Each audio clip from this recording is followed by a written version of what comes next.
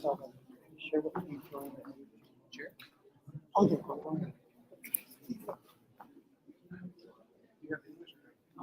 I have both, but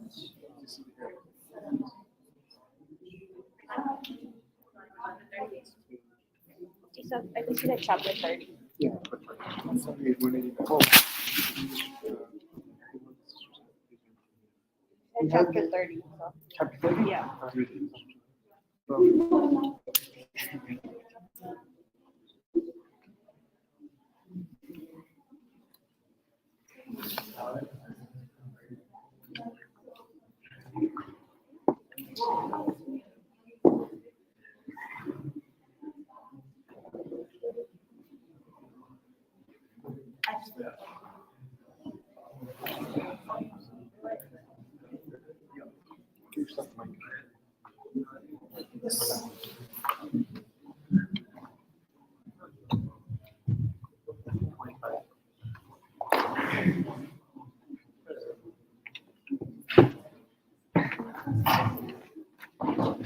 You can go to it?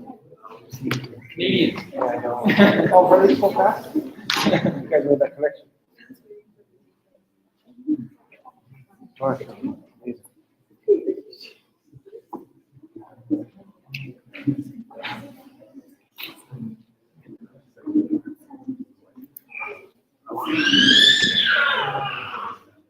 Double trouble? Good, good. Double trouble.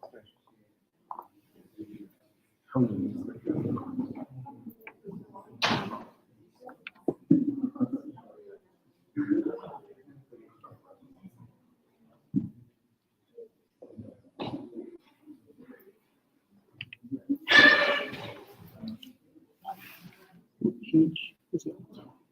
I'm sorry, I can't. Don't check. Does anyone have the page number in the position? Chapter 30, but what's the page number?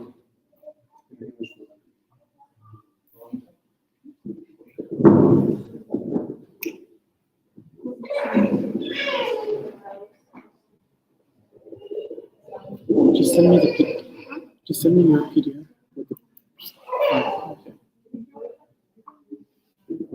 Towards the end.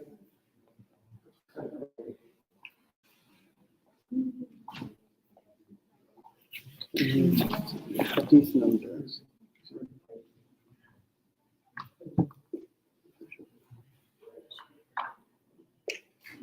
I have a PDF with different. Hadith number 118. Yeah, that's 22.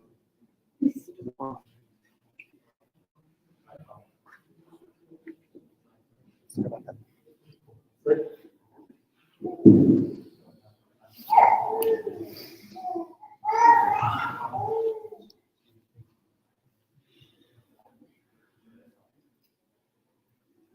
بسم الله الرحمن الرحيم الحمد لله وكفى وسلام على عباده المصطفى خصوصا على سيد الرسل وخاتم الانبياء وعلى اله الازكياء واصحابه الاتقياء اما بعد. Today we start with chapter number 30. إجماله صلى الله عليه وسلم للمعدودات ثم تفصيلها. One easy way to teach a lesson is to list things by numbers. That today's class will have 3 main points. Today I'd like to share with you 2 important lessons. The Prophet ﷺ at times would do this, therefore attracting the attention of the listener to those exact 5 points. And it also helps with memorization. So now the person knows that alamat al-ism are this many, alamat al-fi'l are this many, and alamat al-harf is everything else. So now it's easier for you to remember that you have 8 things to look after, 12 things to look after. Similarly, when you're learning grammar, they teach you marfu'at are these, mansubat are these, majrurat are these. Now every person knows that majrurat are only 2, mudaf ilayh and harf al-jar. So now that you know there's only two things, your mind is locked to that number. For those of you who are wondering what I'm talking about, it's basic Arabic grammar. But since you know that these are the numbers, even if your mind slips one, you still know that there is one outstanding because you only remember the other three, the other four. It helps categorize things, specifically with younger folks or people that are new to a subject. Rather than presenting an endless ocean of knowledge to them that has no end at all, and they're being told that you are now about to be taught Islam. What? Taught the whole Islam? How's that going to work? So then you tell them that, we will teach you Islam like this, that there are 5 pillars of Islam. So the Bunya Islam Khams narration becomes an effective tool for teaching Islam to younger children. Because if they forget everything else, they know that there are 5 things that I must remember. This very same approach is used when teaching Islam to non-Muslims, that we have 5 pillars of Islam, 6 tenets of faith. So the number really helps out a lot. So the Prophet ﷺ, at times when educating, he would utilize this approach. And he would list a number first, that this is what you need to look out for. And then the Prophet ﷺ would break that number down, explaining each point one at a time. Yes, go ahead.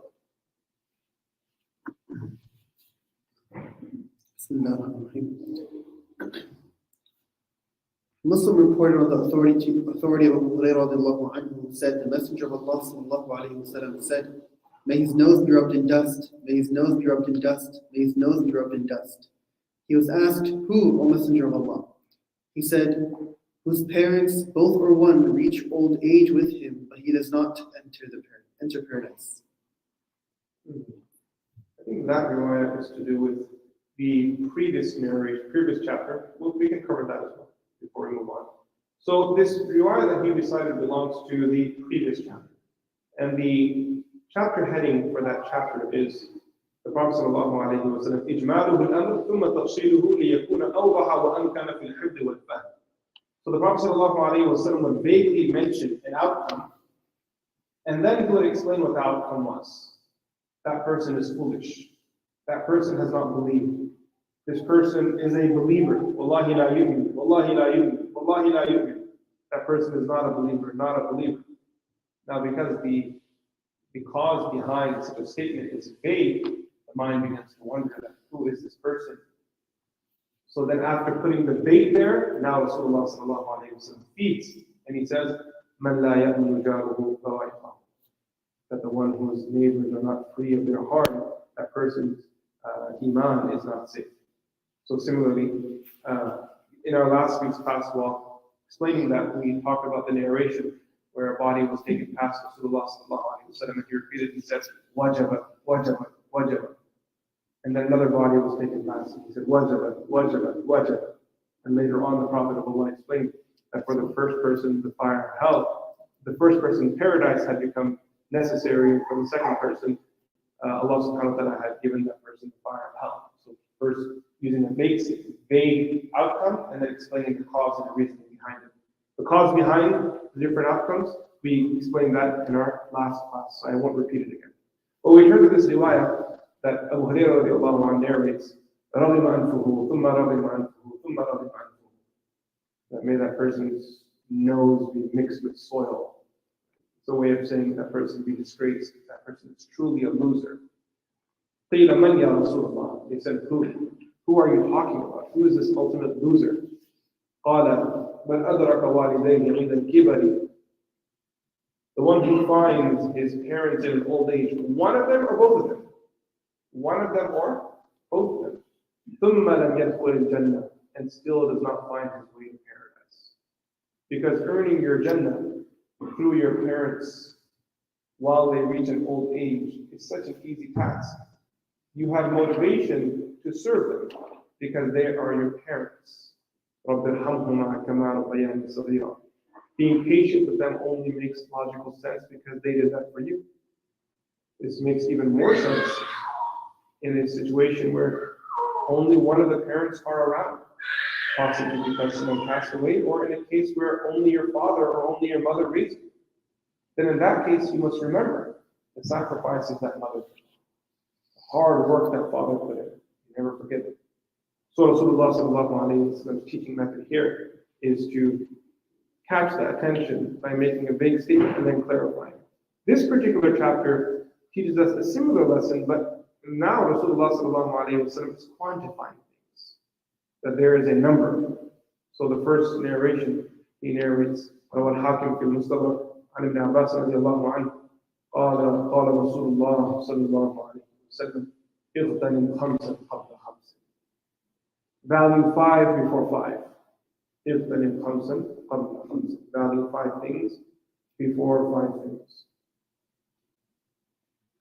شبابك قبل هرمك وصحتك قبل سقمك وغناك قبل فقرك وفراغك قبل شغلك وحياتك قبل موتك. The Prophet ﷺ tells us value 5 things before 5. So now there's ambiguity on both ends. That value 5 things before 5 things. What are these 10 things in total that we're talking about? So the Prophet ﷺ clarifies, شبابك قبل هرمك. Make use of your young age before you reach old age. As you move on in life, you may think that things get easier, but they don't. The reality is the opposite. Responsibilities increase. When you're young, you worry about yourself. As you get older, you now have to worry about a generation that exists under you, your children. And then when you reach very old age, you have a second generation that's alive. And you're worried about all of them now too. Your concerns only increase. A person's health only deteriorates. So the energy to worship Allah subhanahu wa ta'ala that you need, you have it, it's complete today with you. Today you could run a marathon if you wanted to. You can make your way to halaqah if you wanted to. You can go to Makkah Mukarramah, do 5 tawafs a day. You have the physical energy. When we went for Hajj, one of my roommates was a very lovely, pious, righteous man. We used to call him Anwar. The group consisted of students from the madrasa, exclusively, students and teachers. And there were a few people who would join along. It was a beautiful group because we had a large, body of people who were all connected to ilm. And there were these rich conversations that would occur from the moment we departed from England until the moment we came back. So much to observe in our teachers and learn from them. And then there was this Anwar who used to join us. He was the cook in the madrasa, and also the person who was responsible of maintaining the grounds. So I had the honor of being his roommate. He was a very close student of Shaykh Yusuf rahimahullah. Actually, the first person who Shaykh Yusuf rahimahullah gave ijazah testament that he was someone that he trusted him a lot. Even though he spent his life cutting grass and cooking food, but he said this is a righteous man. So I was his roommate. One day I noticed he was limping. So I said, what happened to you? He was a heavy set guy. So what happened to you? He said, I have a goal that during our short stay in Makkah, we were there for maybe 4 or 5 days, 5, 6 days. During these days, I made a goal to do 40 tawafs. Now, 5 days, if you were to do the math, if we're there for 5 days and he's planning to do 40 tawafs, how many tawafs is that a day? 8. And each of these 8 tawafs consists of how many rounds? 7 rounds. So we were on day 4-ish, and his feet were tearing up. So he had tied a fabric around his foot. And he was doing it. He still went. He did all of it. He was a tank, very tough person. And he said to me, I remember, he said that when you get old, you won't be able to do these things. His son was my classmate, to give you 8 reference. His younger son was my classmate, not his oldest son. His younger son was my classmate, Zakaria. So he said to me that when you're young, you can do these things. As you get older, it's harder. When I was young, every time I visited Makkah, I used to do 40 tawafs. It's a goal that I had given myself, that I didn't feel that I had fulfilled the haqq of the city if I left by doing 2 tawafs. I came from so far, and all I did was spend time in the hotel. He was one of those people. Allah subhanahu wa ta'ala gave us the gift to live life like that, to push yourself. There was one lesson that I learned from Shaykh, from Anwar. Shaykh Anwar, he was called Anwar. One lesson I learned from him. One time, I asked him this question. I said that you were one of the most senior students of Shaykh Yusuf Rahimahullah. From the earliest times you were by his side. But in my years of studying in the madrasa, I've never seen you even talk to him. I've never seen the two of you actually have a face-to-face conversation. And you were his first student and one of the closest people to him. So then Anwar said something to me which really struck me, may be with me for the rest of my life. He said to me that I really desire to go and talk to him. But I know that when anyone approaches the Shaykh and talks to him, he has to like almost posture and put energy into speaking back with that person. It takes effort. And I find it unbearable that I put my teacher even in the smallest amount of inconvenience. So I suffice with knowing that he's making dua. And the guidance he gave me decades ago, I stick to that. And my goal is to follow that through for as long as I live. That's a big lesson. Because when I was young, the goal was that you sit in front of the Shaykh as much as you can and you ask the questions up until you've been told, strike, strike, strike, stop asking questions. And for this man, subhanAllah, it was a whole different perspective that he didn't want to put his own Shaykh at inconvenience. So he stuck with the guidance that his teacher had given him decades ago and spent his life in amal on that. It teaches us that little ilm with a lot of amal will get you to your destination. الإخلاص والاستقامة. اللهم ارزقنا التوفيق وصحتك قبل سقطك, and utilize your health prior to becoming ill. وغناك قبل فقرك, utilize your wealth, value your wealth before poverty comes. Everyone that has wealth will tell you that it comes and goes. Talk to the people that have lived in this dunya for a few more decades, and they'll tell you that a few years back I had a lot of wealth, now I have nothing. Or I had nothing and now I have. It just comes and goes. As we learn in the Quran, وَاللَّهُ يَقْبِضُ وَيَبْسُطُ وَفَرَاغَكَ قَبْلَ الشُّغْلِ. For those of you that are going on winter break shortly, utilize your free time before you get busy. So when you go home and you have time off during your winter break, ask yourself what needs to be done and how can you utilize your time. Maybe doing khidmah of your parents. Maybe doing some revision of the Quran, maybe just spending more time in the masjid, maybe utilizing that time to visiting family members, or if there's something else that you think is necessary, maybe you need to catch up on jogging or whatever it is that you need to do. The Hajj Salah is a great thing to include into your routine the moment your schedule opens up.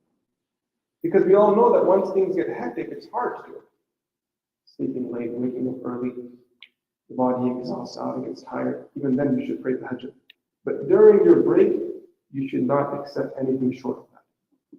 That I now need to push myself and do amal on. And the summary of it all is, make most of your life before you pass. The second riwayah, go ahead. Bukhari and Muslim reported on the authority of Abu Hurairah that the Prophet ﷺ said, a wife is married for 4 reasons. Now when a person selects a spouse, there are 4 things they look for. Some ulama have viewed this to be prescriptive, while others say this is more descriptive. Some of the riwayat say this is prescriptive. And if it's prescriptive, what that means is that these are 4 things you need to look for in a spouse. All 4 of these things need to exist. On the other hand, some ulama view this as descriptive. What that means is, generally when people look for their spouse, they look for 4 things. What are the 4 things? لِمَالِهَا. They look for wealth. وَلِحَسَبِهَا. وَلِجَمَالِهَا. وَلِدِينِهَا. Her lineage, her beauty, and her faith. فَاظْفَرْ بِذَاتِ الدِّينِ تَرِبَتْ يَدَاكَ. So take the one. So in the situation that is descriptive, the Prophet ﷺ is telling us that people look for all sorts of things when they're looking to get married.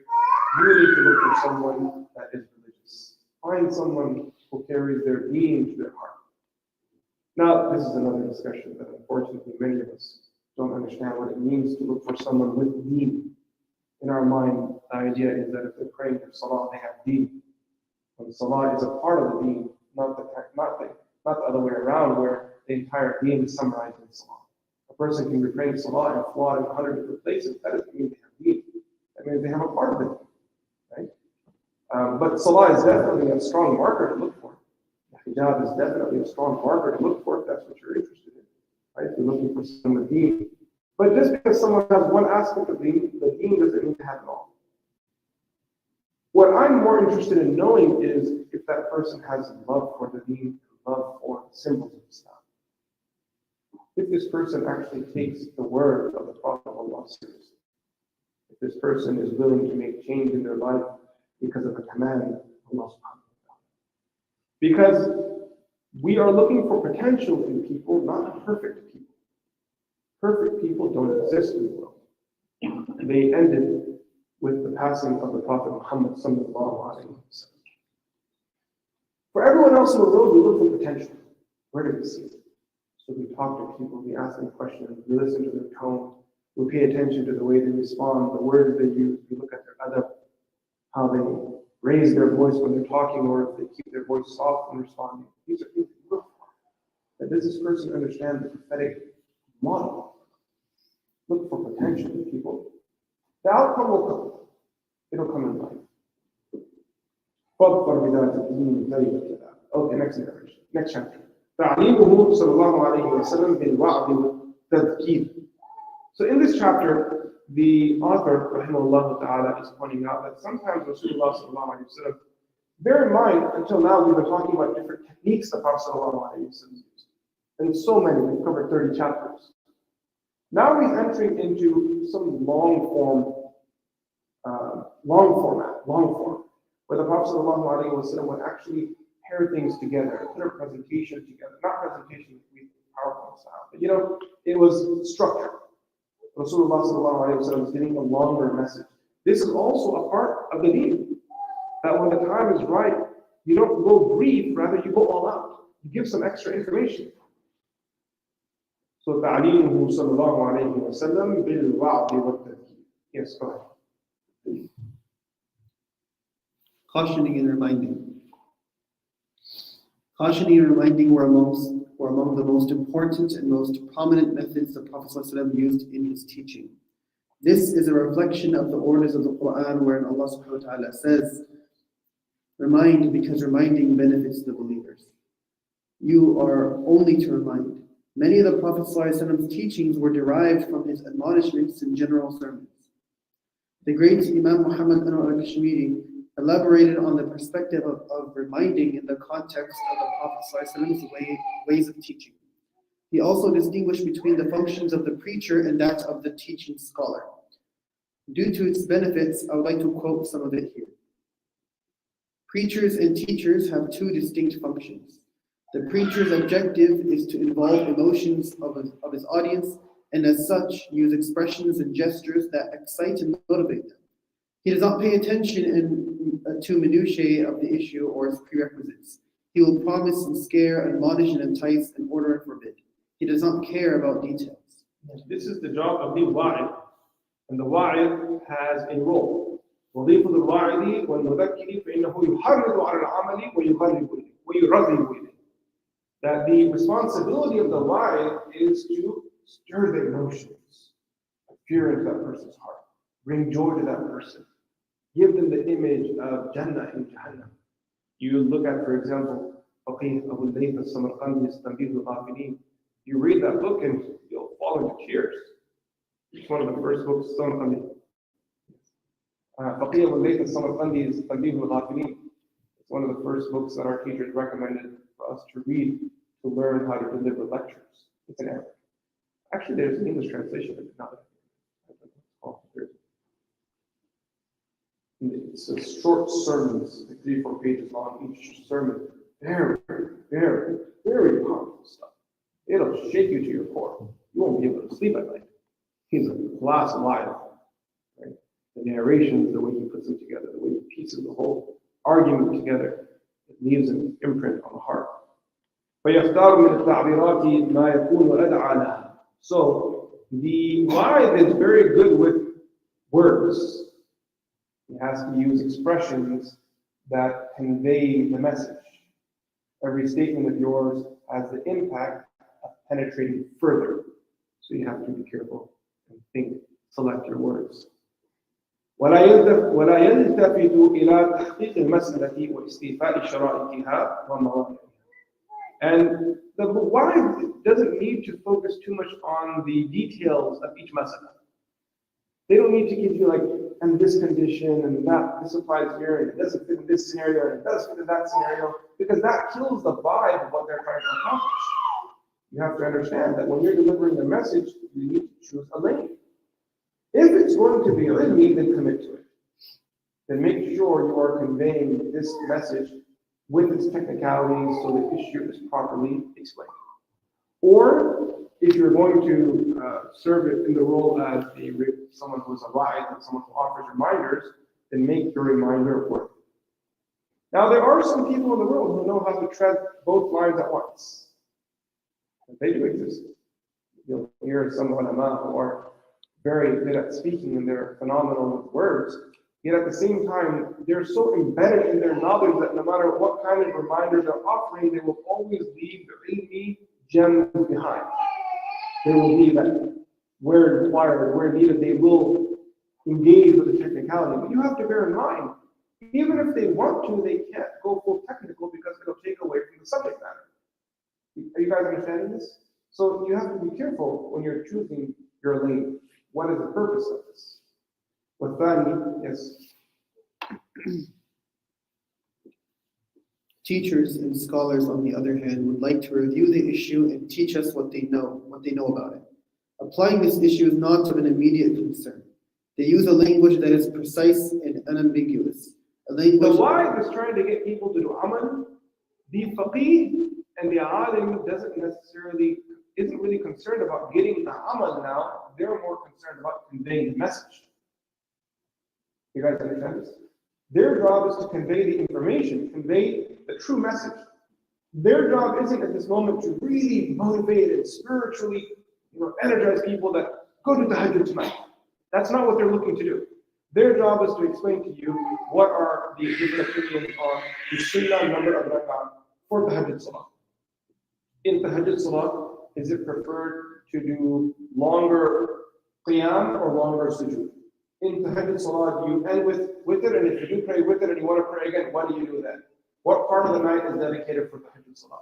What are the surahs that were preferred by Rasulullah sallallahu alaihi wasallam in tahajjud salah? If someone wanted to pray in shifts of 4 instead of 2s in tahajjud salah, is that acceptable or not? Because that's the sort of stuff they're going to focus on, because that's their domain. والثانية وظيفة المعلم والفقيه وهو يريد تلقين العلم وبيان المسألة.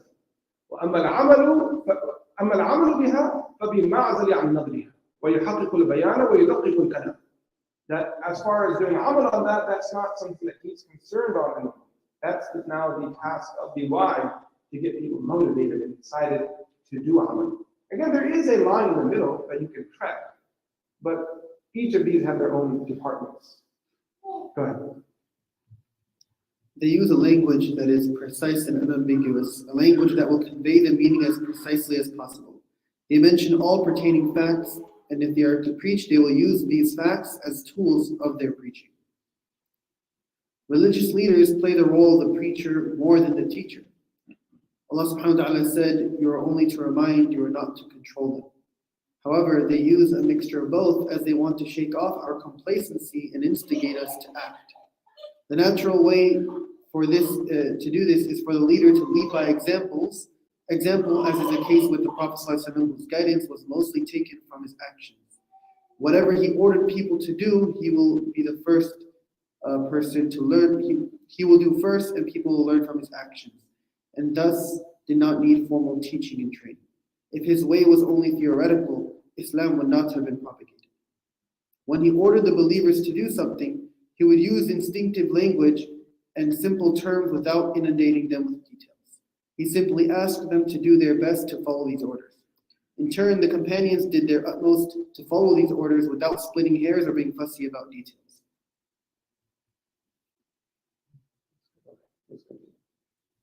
Tirmidhi, Ibn Majah, and Abu Dawood reported on the authority of Abdul ibn Amr al-Sulami and Hujr al-Hujr, who said, we went to Al-Irbad ibn Usariya. We greeted him and said, we have come as visitors and learners and to see how is your health. Al-Irbad said, one day the Messenger of Allah sallallahu alayhi wa sallam led us in prayers, and then he turned back to us and gave us a very eloquent sermon that brought tears to our eyes. فوعظنا موعظة بليغة ذرفت منها العيون ووجلت منها القلوب. Now Rasulullah sallallahu alayhi wa sallam is using this approach to teaching people, lecture format, and a whole message is being delivered. So Ibn Sa'di radiallahu anhu says that one day Rasulullah sallallahu alayhi wa sallam gave us this lecture. It's very passionate and eloquent with his words, and the result of that was ذرفت منها العيون, that eyes were pouring tears, ووجلت منها القلوب, and hearts were trembling. فقال قائل يا رسول الله كأن هذه موعظة مودع. O Messenger of Allah, it's as if you're giving us farewell.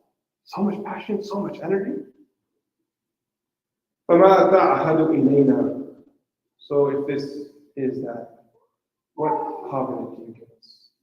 What commitment do you want from us?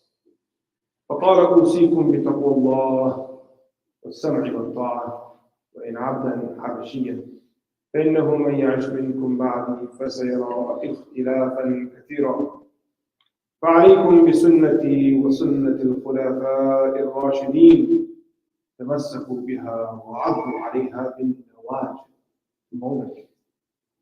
وإياكم ومحدثات الأمور فإن كل محدثة بدعة وكل بدعة ضلالة. In this advice, the Prophet ﷺ said that my command to you is to be conscious of Allah and to be obedient, even if the person leading you is a black-colored slave. Even if it's someone that you may not like. Racism exists. It wasn't so much racism among the Arabs, even though there was some racism, but there definitely were prejudices that they held against others. They viewed others to be inferior. The red tone was the golden tone. So even if it's someone that you don't like, and if they are appointed as your Amir, you listen to them. This is a problem that we have in our ummah. That everyone just wants what they think is right. They don't understand the process that if someone is appointed as Amir, even if you don't like it, you listen, you obey that. You obey that person. This is a big lesson. In our mind, there's this thought that if I view it to be correct, then I shall wage war against anyone that's above me and skip all process and any formalities that exist there. Now, I know the other side of the argument right away is, what about the hadith of Rasulullah sallallahu alaihi wasallam, that one who sees evil should stop it with their hand, or with their tongue, and with their heart? That hadith is correct too. That hadith is also correct. But Rasulullah sallallahu alaihi wasallam in that riwayah, he did also say with your heart, because sometimes that's the method you need to use. That you're not supposed to say something. It can cause fitna. Or if you're going to say it, you say it within a gathering. Otherwise, if it was wajib and fard to always say something publicly, no matter what the circumstances were, then we would have a very different story on the way the Sahaba dealt with problems during their lives, specifically during the Umayyad period. It would have been a very different story. For those of you that are familiar with history, may understand the reference that I make. Allah knows best. So the Prophet says, you will see a lot of problems in them, those who live after you. So how do you get through this messy world? And the prescription of the Prophet ﷺ that follows will remain the prescription to dealing with sticky, tricky times until the end of this world. That whenever you feel that it's getting overwhelming, when you feel that truth is no longer objective, it's now become subjective. I'm not sure what's right and wrong anymore. Every day I open up my news feed and I'm being fed, this is the truth. And then the right say, this is the truth. And the Republicans say, this is the truth. And the Democrats say, this is the truth. And you keep going between these two until your brain is fried and you're not sure what to do anymore. You're confused out of your existence. So then the Prophet ﷺ says, come and cling on to the tradition of your Prophet.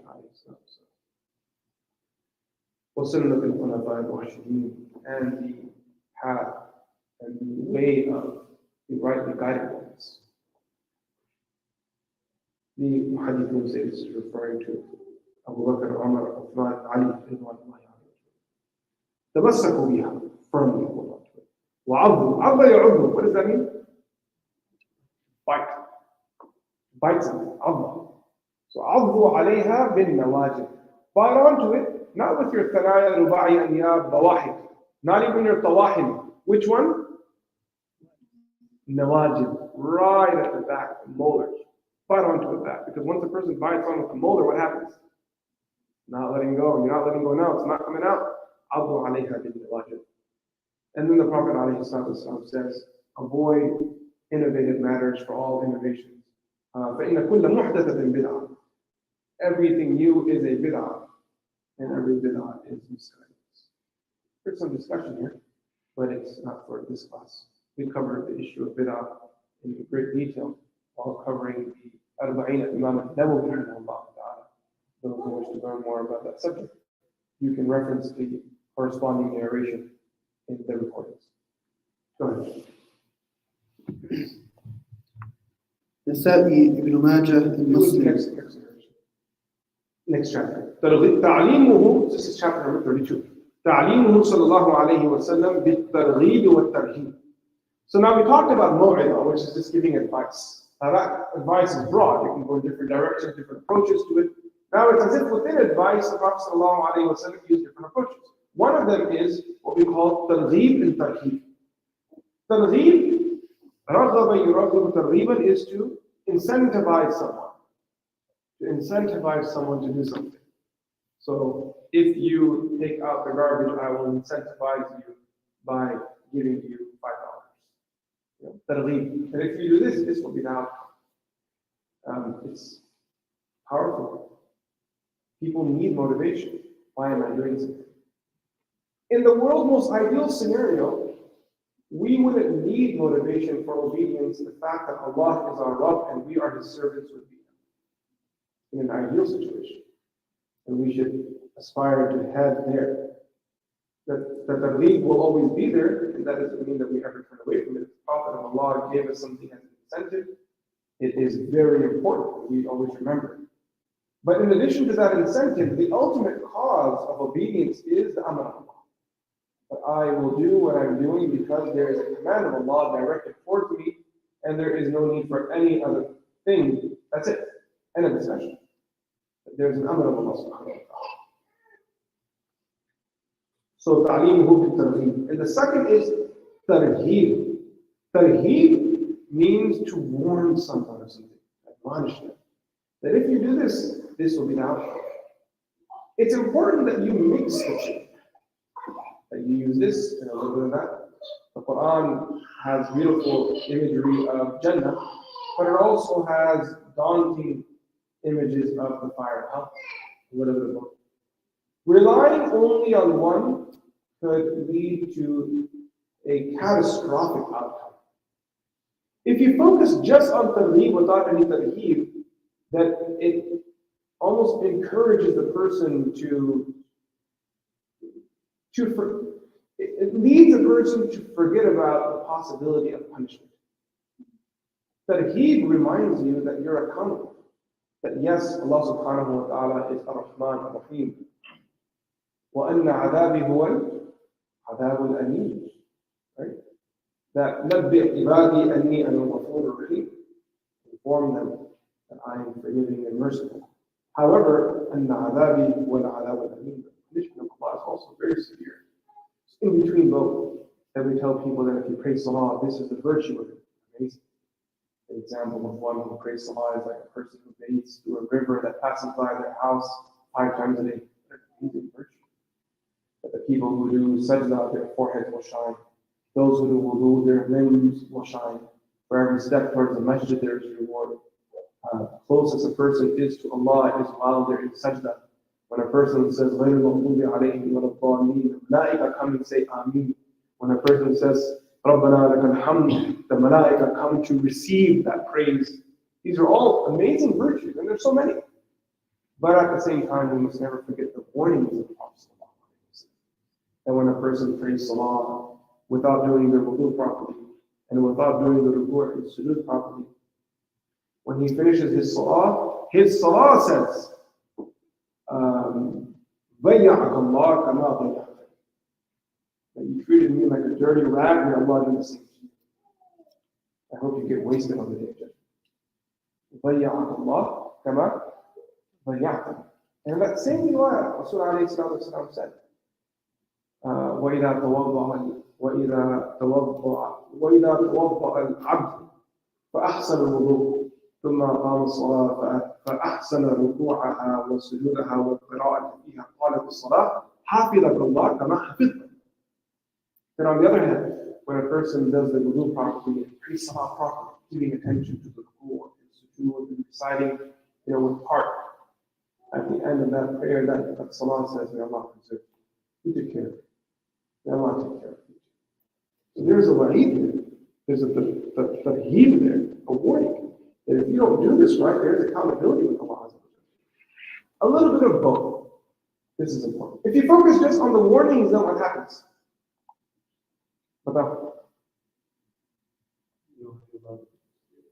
People lose their love. What else?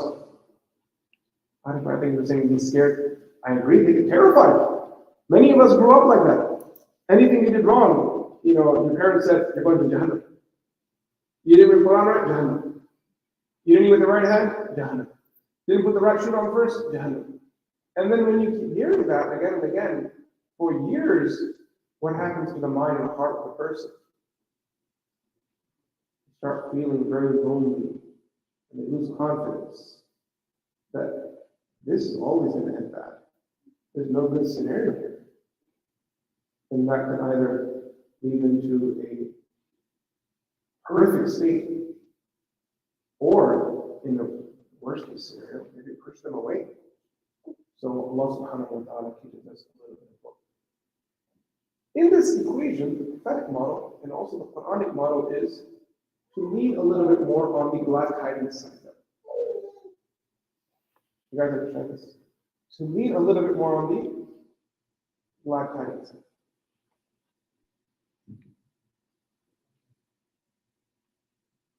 Allah says, يا أيها النبي إنا أرسلناك شاهدا ومبشرا ونذيرا. Allah he first mentions mubashira, that we sent you as one who gives glad tidings. وَنَذِيرًا, and then secondly he mentions, and one who warns people too. Okay. ومن أجل أساليبه صلى الله عليه وسلم في التعليم الترغيب في الخير الذي يدعو إليه والترهيب عن الشر الذي يحذر عنه. كان صلى الله عليه وسلم يرغب في الخير بذكر ثوابه والتنبيه على منافعه ويراهب عن الشر بذكر عقابه والتنبيه عن مساوئه. So the Prophet sallallahu alaihi wasallam, when he would encourage, one of the most effective methods the Prophet alaihi wasallam used when educating was he would encourage them to do good and warn them from the evil. The Prophet ﷺ, his method of encouraging بِذِكْرِ ثَوَابِهِ وَالتَّنْبِيهِ عَلَى مَنَافِعِهِ. The Prophet ﷺ would mention the reward. If you do this, this will be the reward. This will be the outcome. مَنْ جَاءَ بِالْحَسَنَةِ فَلَهُ عَشْرُ أَمْثَالِهَا. مَثَلُ الَّذِينَ يُنْفِقُونَ أَمْوَالَهُمْ فِي سَبِيلِ اللَّهِ كَمَثَلِ حَبَّةٍ أَنبَتَتْ سَبْعَ سَنَابِلَ فِي كُلِّ سُنبُلَةٍ مِائَةُ حَبَّةٍ وَاللَّهُ يُضَاعِفُ. So much virtue there regarding giving charity. وَالتَّنْبِيهِ عَلَى مَنَافِعِهِ. And the Prophet ﷺ would tell us the benefits, that if you pray salah, this will be the fa'ida, that will be the fa'ida. This is another benefit for you. So many benefits that they are for you. وَيُرَاهِبُ عَنِ الشَّرِّ بِذِكْرِ عِقَابِهِ وَالتَّنْبِيهِ عَلَى مَسَاوِئِهِ. And the Prophet ﷺ would warn people and prevent them from doing evil by mentioning the punishment of sin, and also informing the people of the harm that would come if they engage in those actions. Under this particular chapter, the author rahmatullahi alayhi does not mention any particular riwayah. And it makes sense, because it's just too much to mention.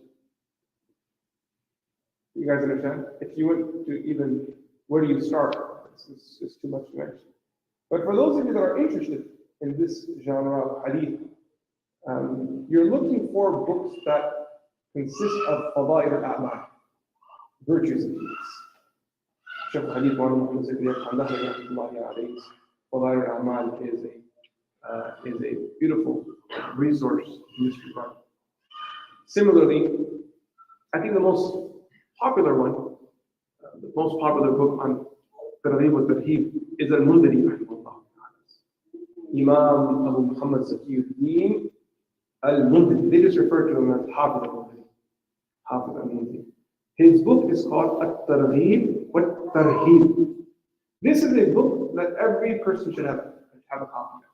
It's a very good book. And the more recent editions actually have takhrij at the bottom to kind of referencing narrations and authenticity. It's a good thing to keep an eye on as well. For those of you who have access to the Arabic language, Al-Mundhiri's At-Targhib wa Tarheeb is necessary. When I was Imam in Chicago, I would try to do ta'aleem of this book after Fajr Isha. This is the book to read. All the riwayat are there. After Al-Mundhiri's book. Targhib wa Tarheeb. Okay, go ahead. We're going to do the next chapter. Chapter 32.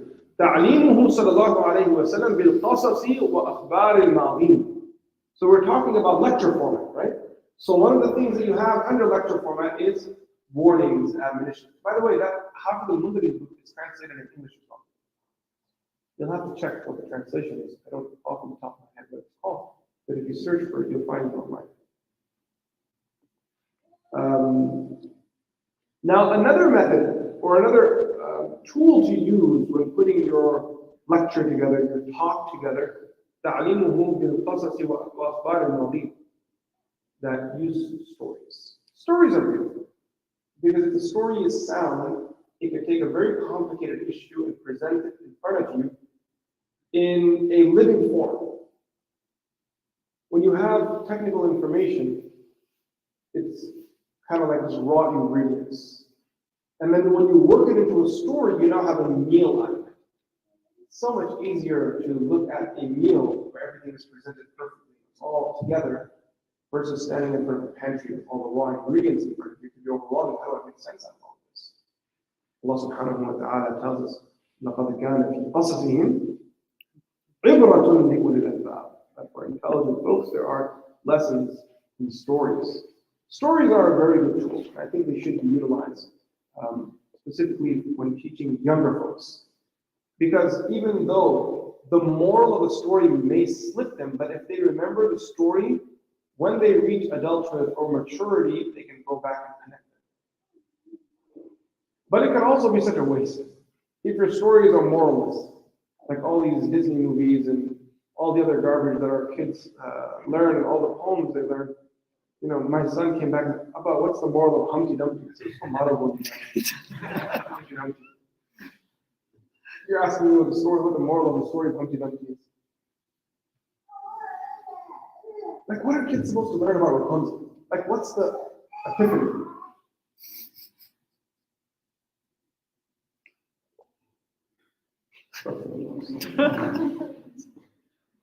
But on the other hand, when they hear the stories, if they hear stories that have meaning in them, then, you know, obviously, Quranic stories are the best one. There's no question about that. Stories about the alayhi salam, hands down.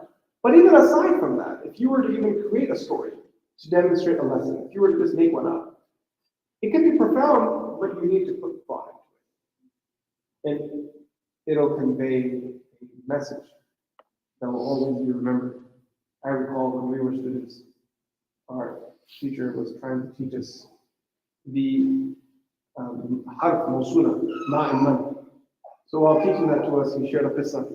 He said, you know, it's true or not, but he shared it. Probably not true, but it might be true. He said that when Khalil Nahdi passed away, the famous grammarian, that when he passed away, he was the top grammarian of the Arabic language, the top. Khalil Nahdi, Sibawayh, these guys. So he said when Khalil Nahdi passed away, the Malaika came to him in the grave. You know the story? They came to him in the grave and they said, Man Rabbuk? So then he said to the Malaika, Man Rabbuk? So the Malaika said to him, Man Rabbuk? He said, Man Rabbuk? So they got upset. So Allah, he's not answering. Allah, what's going on?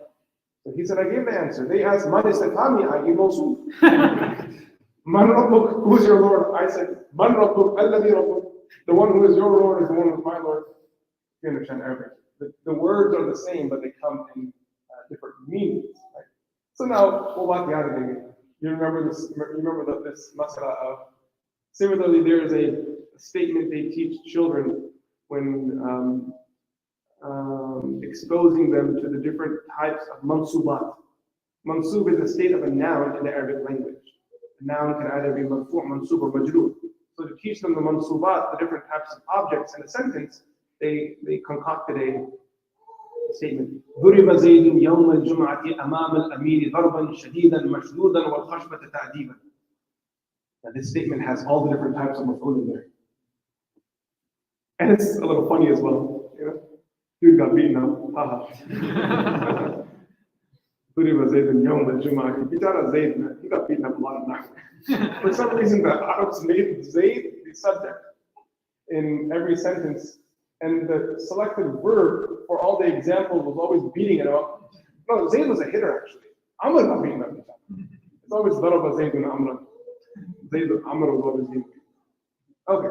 تعليمه بالقصص وأخبار الماضي. This is something we find a lot in the Quran. Alhamdulillah. This methodology that the Quran teaches us through examples. Remember, the Quran is not a storybook. It's not telling us stories, it's teaching us through stories. So the details that were irrelevant to the lesson are usually not mentioned. Any detail mentioned in the Quran is relevant to the story. I was traveling and somebody said something recently. I feel like it was when we were at DC or something. Someone came and mentioned something about Surah Ghuddah.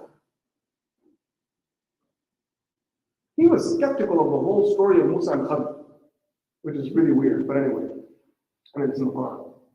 So he said, oh, there were two people, and all of a sudden they became one person, and he was with his companion, and then all of a sudden it becomes one person, and then the one person meets another person, and this whole thing doesn't make any sense. And I thought to myself, wow, that is super shallow. If you follow it, it clearly makes sense. It really does. And Allah subhanahu wa ta'ala mentions the part of the story that's relevant for that part. When قَالَ مُوسَى لِفَتَاهُ. So Musa alayhi salam was with his companion because that was the relevant part of the story. Why? Because there was a mistake occurred and it wasn't at the hand of Musa alayhi salam, it was at his hands. As soon as his correction is made, he leaves the story. Not in the Quran anymore. Why? Because that person, some say it was the companion of Musa alayhi salam, in which case we say, radiallahu anhu alayhi rahmah, he was not a central part of the message, so Allah then is not mentioned anymore. Who is now important? The person who Musa alayhi salam meets with. So the focus of the whole story is then on these two people. The Quran is not a storybook. A storybook, a history book, is focused on dates, names, people, and places. That's not what the Quran is. So this is an important lesson because when you're teaching a lesson, you have to ask yourself, are you teaching history or are you teaching a lesson through a story? Specifically for parents and Sunday teachers, or Saturday school teachers, or even Quran teachers. When you're trying to teach Sirah, because that's a common subject we teach, right? The question is, am I trying to teach lessons from Sirah or am I actually teaching the Sirah itself? Because if I'm teaching Sirah, which is prophetic biography, as a subject, now I need to really zoom in on all the details. We need to know who was involved in this bay'ah, who was involved in this jihad, how many people were in that jihad, what was the cause behind the jihad, and everything. But if I'm taking lessons from the Sirah, I don't have to spend 20 minutes talking about the date of the first revelation. I can jump straight into Al-Haq. Is that clear? And I've heard this complaint from students before, that's why I bring it up. But they say that when I go to Sunday school, I feel overwhelmed by the information and the detail. Kind of makes sense. Like if you're coming just 3 hours a week, maybe focusing a little less on the finer detail and more on the greater picture and the lessons that you can take out from this and see how. I get as well. The details come with the time of life. Until then, focus on the greater message. Let's stop here. Let's stop here, inshallah. We didn't read any riwayah from this chapter. There are 3 or 4 narrations that I'd like to read, inshallah. And then we'll move on to the next chapter. We pray that Allah subhanahu wa ta'ala gives us tawfiq and allows us to honor the Quran. وصلى الله تعالى على سيدنا محمد. Just a quick announcement. We will not have class on Tuesday. It's next Tuesday. We won't have class. Yeah, we won't have class this next Tuesday. The Tuesday after. What's the date on the Tuesday after? Is it the second or third? Second. We're going to have class on the second. I travel to Toronto tomorrow for the conference that happens there. You can kill this. Cool. Yeah, so I'm going to be traveling tomorrow for the conference in Canada. It goes on until Sunday, and then they've asked me to teach an intensive there as well. So I'll be there for another 7 days teaching.